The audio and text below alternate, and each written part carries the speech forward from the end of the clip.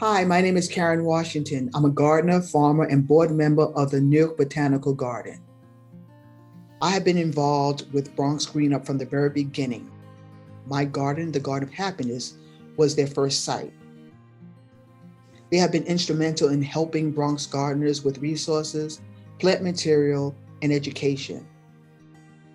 The video you will be seeing will highlight the remarkable work of Bronx women gardeners.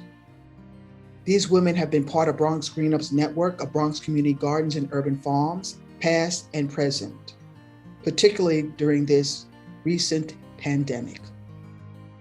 It shows the critical work that women, predominantly women of color, are doing in caring for and advocating for gardens and their surrounding community. Oftentimes, these women go unnoticed, unrecognized. Their voice is silent, but they met the challenge of taking care of their community, emphasizing food and health. It is my pleasure to introduce this video so that you can meet these remarkable and phenomenal women.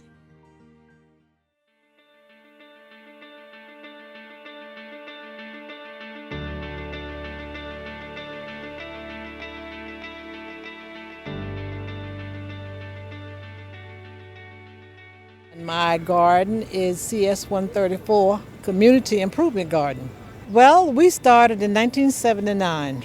We began to clean it up because it really was an eyesore.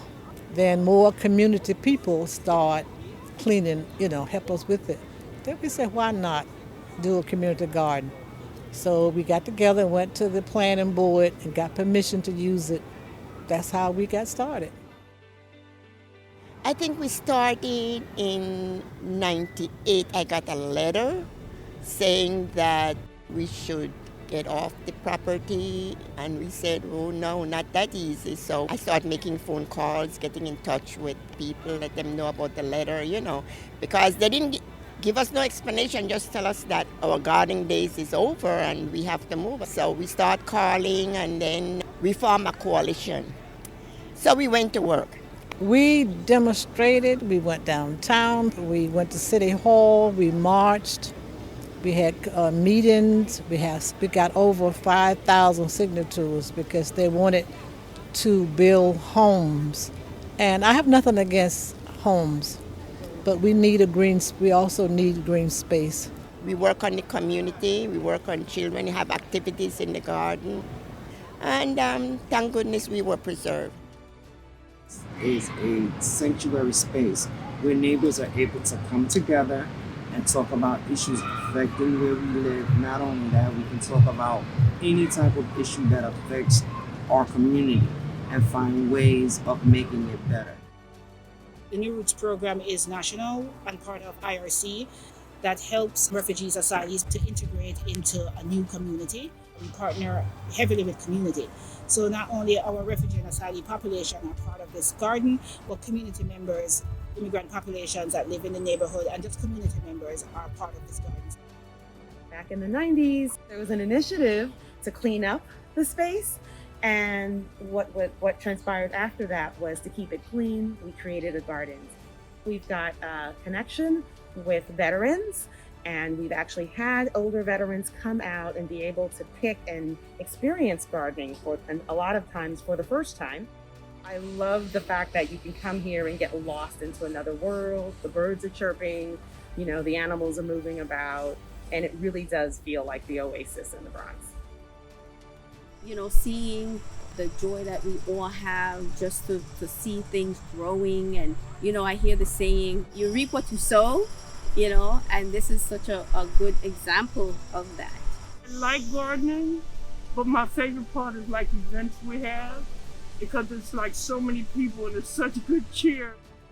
Coming to this garden, all gardens are actually beneficial. It helps you physically and emotionally and nutritionally. It is important for us to be close to the source of where our food grows, to learn about it, to sometimes even grow it, and even to put our hands in the soil, because connection to the soil is also healthy for our bodies, healthy for our minds. So if we have an urban environment that is devoid of green space, we have a city that is sick. A garden to a community is extremely essential.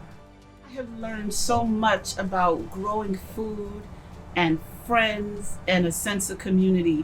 Having this space be a space where we're not just growing food, but we're growing community, we're growing leadership, we're growing sisterhood, we're growing family.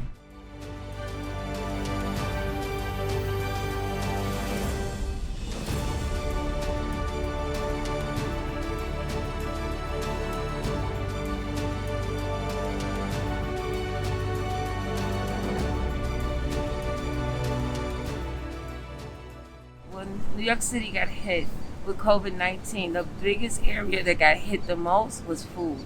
Believe it or not, in any emergency, food is the first priority. There was always obviously like a need, right, to like get fresh produce to community members. There was always hunger that was out there.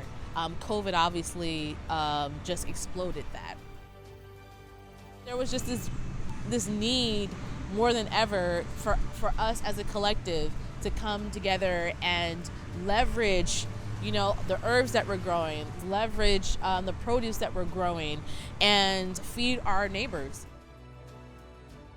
We found ourselves in a situation where everything was closing, people were in their homes. We have a huge senior population here in Co-op City, and people who live alone and who depend on this garden for fresh food. Being able to call Bronx Green up, they provided seedlings, they provided seeds. They gave us so much in the beginning that we were able to feed this community. We're here today to help out with whoever needs food, because nobody goes home hungry is our motto, and we're just here today trying to help out the neighborhood little by little. We have people who have come out recently, been incarcerated, or seniors who lost their income. People now, because of COVID, has lost their jobs, and so people are hungry, and we want to make sure that everyone has a right to food. A right to food and water are human rights, and we want to make sure that everyone is welcome at the La Familia Verde Farmers Market. And so we're here to feed the people in our community.